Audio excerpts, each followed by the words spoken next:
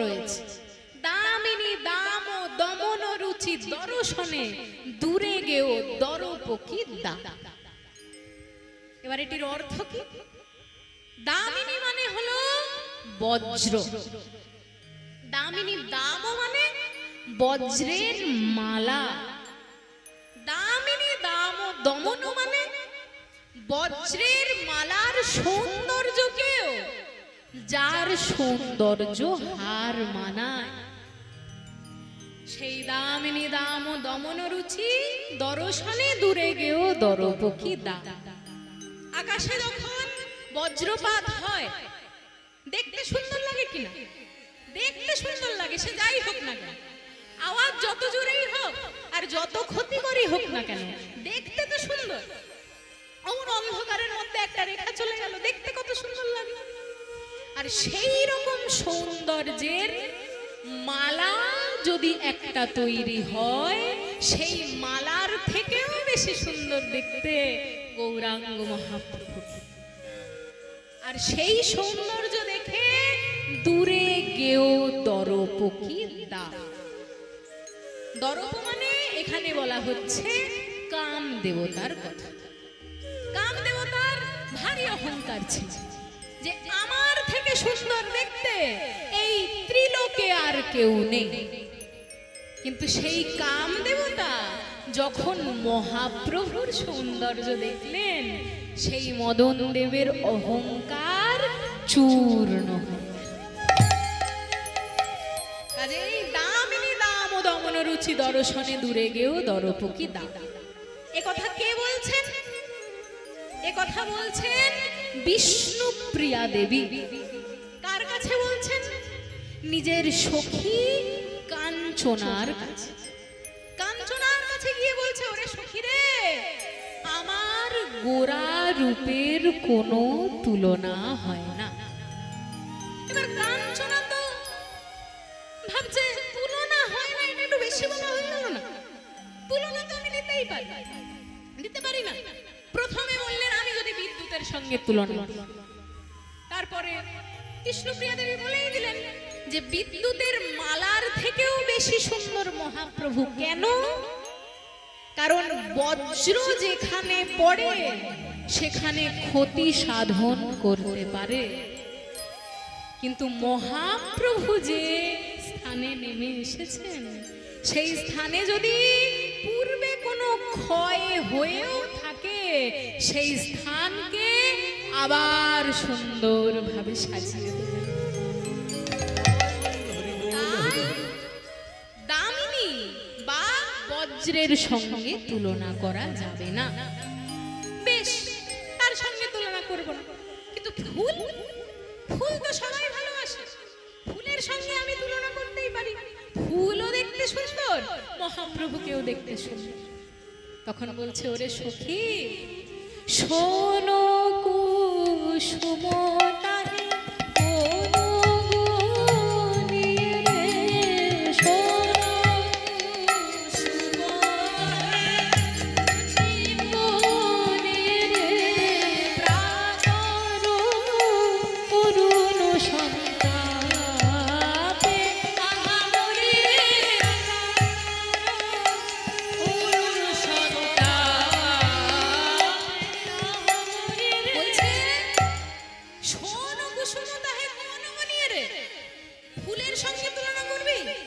শোন, ফুলের মধ্যে কাঁটা থাকে আর ফুলের মধ্যে পোকাও থাকে, কিন্তু মহাপ্রভু যেমন সুন্দর, তার মধ্যে কাঁটা পাবি কোথায়? আর তার থেকেও বড় কথা কি জানিস? মহাপ্রভুর সৌন্দর্য দেখলে কোনো ব্যক্তির মনের ভিতরে যদি কাঁটা পোকা থাকে, তা দূর হয়ে যায়। মনের ভিতর কাঁটা পোকা হয় না? রোগ ছাড়া তো এরকম গায়ে কাঁটা হওয়া বা গায়ে পোকা হওয়া সব সম্ভব। মানুষের প্রত্যেকটি মানুষের মধ্যেই বলছিস নাকি কাঁটা আর পোকা থাকে। সেটি কিসের কাঁটা আর কিসেরই বা পোকা? একটি মানুষের ভিতরে মোট ছয় প্রকারের পোকা থাকতে পারে। ছয়টি পোকা কি কি? কাম, ক্রোধ, লোভ, মোহ, মদ, মাৎসর্য। এই ছয় প্রকারের পোকা আর কাঁটা পাঁচ প্রকারের থাকতে পারে। কি কি? অর্থাৎ ব্যক্তির পাঁচ প্রকারের অহংকার। জাতি বিদ্যা महत्वञ्च रूप यौवनमेव च यत्नेन परिवर्जयेत् भक्तेस्तु पंचकंटका। জাতির অহংকার, বিদ্যার অহংকার, মহত্বের অহংকার, রূপের অহংকার এবং যৌবনের অহংকার। এই পাঁচ প্রকারের কাঁটা আর ওই ছয় প্রকারের পোকা যদি কোনো ব্যক্তির গায়ে থাকে, তাহলে মহাপ্রভুর দর্শনে সেই কাঁটা এবং পোকার বিনাশ হয়েছে। তাই ফুলের সঙ্গেও তুলনা হবে। ফুলের সঙ্গে তুলনা হবে না? ঠিক আছে, আরেকটা জিনিসের সঙ্গে আমি তুলনা করতে পারি। কি? সেটা হলো সূর্য। কেন? কারণ সূর্য যেমন সকালবেলা সারা জগৎকে আলো প্রদান করে, তেমনি মহাপ্রভু রূপী সূর্য তো এই বাংলা তথা ভারতবর্ষকে জ্ঞানের আলো প্রদান করেছে। আমি সূর্যের সঙ্গে তুলনা করতে পারি। তখন বিষ্ণুপ্রিয়া দেবী বলছেন, আরে বাবা, সূর্যের সঙ্গেও তুলনা হবে না। কেন? কারণ প্রাতর অরুণ সন্তা অরুণেও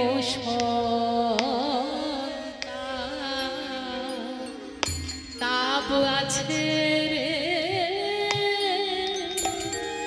এ যে কোটি চন্দ্র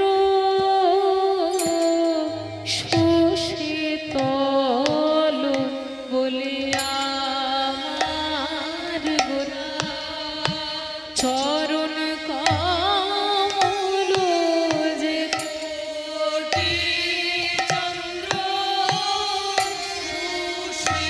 সুশীতল বলিয়া আমার গোরা চরণ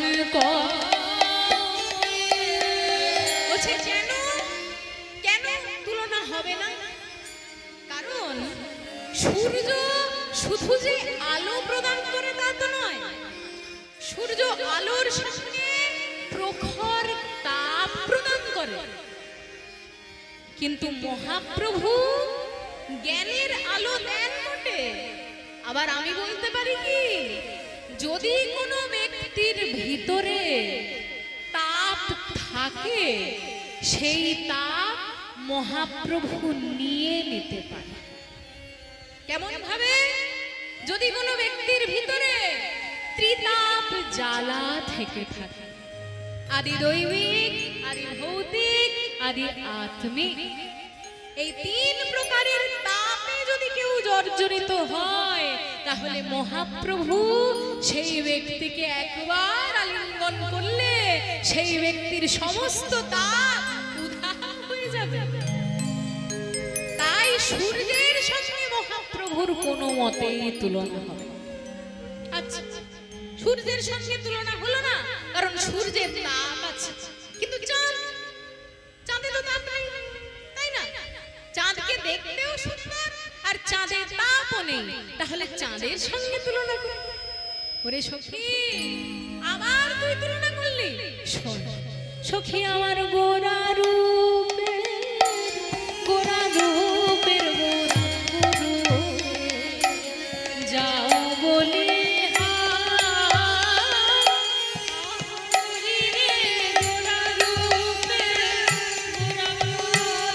গোরা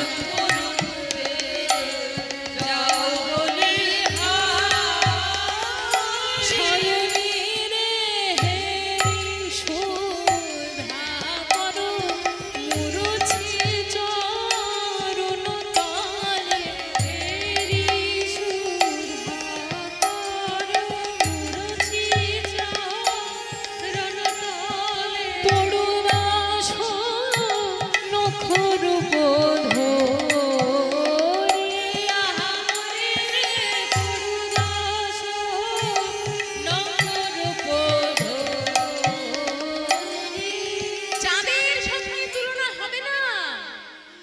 চাঁদে যে কলঙ্ক আছে। চাঁদ নিজে কি ভেবেছে জানিস? চাঁদ একবার আমাদের পৃথিবীর দিকে তাকিয়ে মহাপ্রভুকে দেখে আর নিজেকে, মহাপ্রভুকে দেখে আর নিজেকে দেখে। এইরকম দেখতে দেখতে সে ভাবে কি যে আমার গায়ে দাগ পড়েছে বলে আমি হলাম কলঙ্কিত। চাঁদের গায়ে দাগ আছে, তাকে বলা হয় চাঁদের কলঙ্ক। কাজেই আমার গায়ে দাগ পড়েছে বলে আমি হলাম কলঙ্কিত। আর গোরা চাঁদের বদন কমলে, তার বদন চন্দ্রিমায় তিলকের দাগ পড়েছে বলে সেই বদন হলো অলঙ্কৃত। কাজেই আমার সঙ্গে তো গোরা চাঁদের তুলনা চলে না, তাই আমি এক কাজ করি। এই বলে আকাশের চাঁদ কি করলো জানেন? সেই আকাশ থেকে মাটিতে ঝাঁপ দিয়ে পড়ল। আর মাটিতে ঝাঁপ দিয়ে পড়ে 10টি টুকরে ভেঙে গেল এবং সেই 10টি টুকরো মহাপ্রভুর চরণের 10টি নখ রূপে বিরাজ করছে। তাই চাঁদের সঙ্গে তুলনা হবে না। তাই সখী আমার গোরা রূপের যাও বলি হারি, হেরি সুধা করো। সুধা কর মানে চাঁদ। সুধা করো মুরছি চরণ তলে, চরণ তলে পড়ে পড়ু 10 নখ রূপ ধরে। গৌরাঙ্গের 10টি নখ রূপে বিরাজ করছে। ও বাবা, এ তো অনেক বড় কথা বলে দিলি। বেশ ঠিক আছে, তবে আমি আরো তুলনা দিতে পারি কিন্তু। ও বাবা, আর কি তুলনা বল? সেটা হলো এমন একটা জিনিস যেটা আমরা সবাই ভালোবাসি। ছেলে হোক মেয়ে হোক যেই হোক সবাই ভালোবাসে। সেই জন্য তাকে হয় গলায়, নয় হাতে, নয় কানে, নয় নাকে, নয় কোথাও একটা বানিয়ে রাখে। সেটা কি? কি? সোনা। সবাই ভালোবাসে। তখন কাঞ্চনা দেবী বলছে আমি তো সোনার সঙ্গে তুলনা করতে পারি, কারণ সোনার গায়ের রং আর মহাপ্রভুর গায়ের রং খানিকটা এক। সোনাও সবাই ভালোবাসে আর মহাপ্রভুকেও সবাই ভালোবাসে, তাই সোনার সঙ্গে মহাপ্রভুর তুলনা করা যায়। তখন বলছে ওরে সখী, সুবরণ বরণ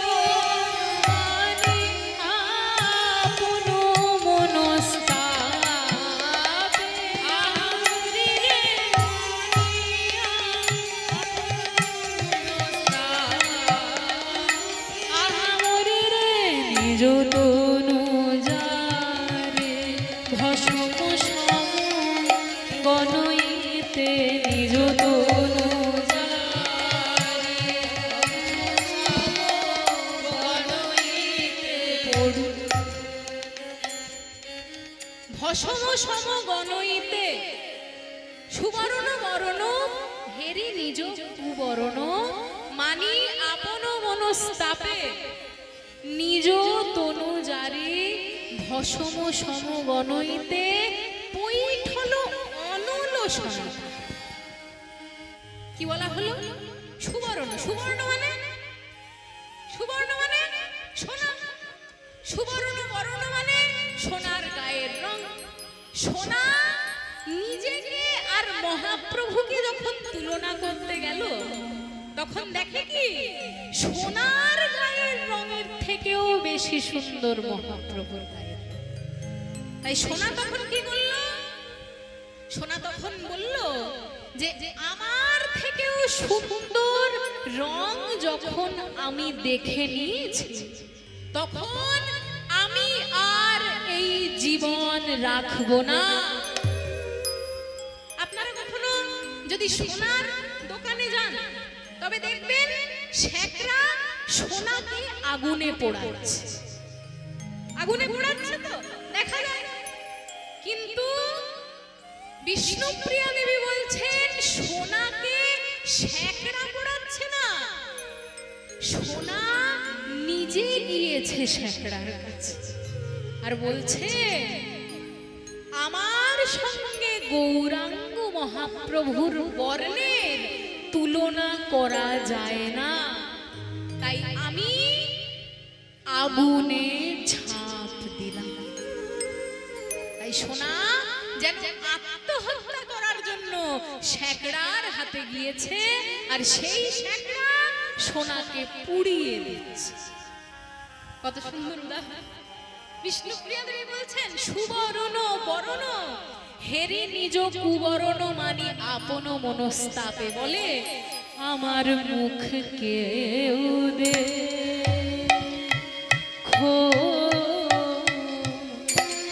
দেখো না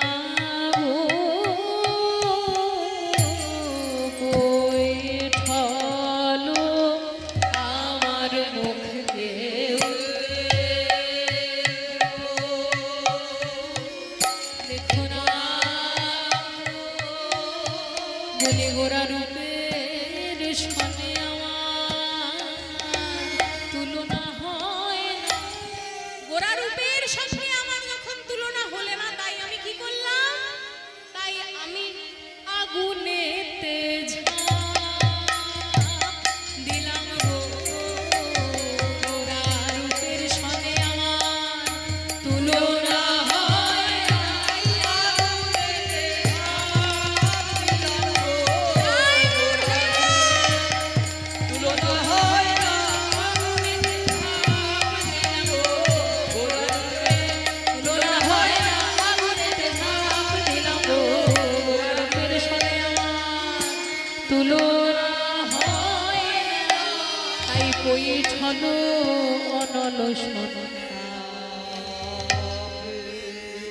তখন সখী কাঞ্চনা বলছে সখী রে, আমি তো যাই বলছি তুই তার কিছু না কিছু একটা মানে বিহিত বের করে দিচ্ছিস। মহাপ্রভুর সঙ্গে কোনো কিছুরই তুই আমায় তুলনা করতে দিচ্ছিস, এটা কি ঠিক হবে? তখন বিষ্ণুপ্রিয়া দেবী বলছে শোন সখী, তুই যে সমস্ত জিনিসের সঙ্গে মহাপ্রভুর তুলনা দিচ্ছিস সেই সব কিছু যে পার্থিব জগতের জিনিস, সেই সমস্ত কিছু যে পার্থিব লোকের জিনিস, কিন্তু মহাপ্রভুর সৌন্দর্য যে অপার্থিব। আমার মনে হয় বিধাতা পর্যন্ত মহাপ্রভুর মতো বা মহাপ্রভুর থেকে বেশি সুন্দর জিনিস কখনো দেখেনি। তাই যা সম অধিক বিধিক নাহি অনুভবে, বিধিক নাহি অনুভবে তুলনা দিবার নাহি ঠোর।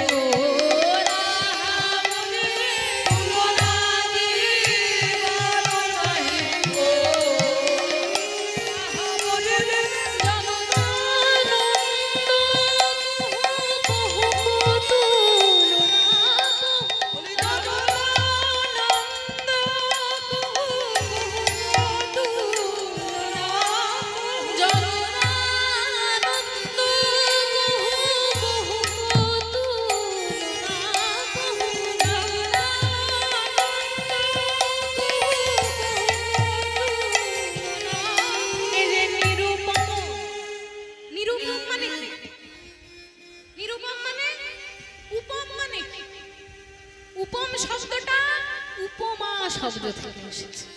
উপমা মানে কোনো কিছুর তুলনা দিয়ে কিছু বল। তাহলে নিরুপম মানে যার সঙ্গে কোনো কিছুর উপমা দেওয়া যায় না। তাই নিরুপম গৌর কিশোর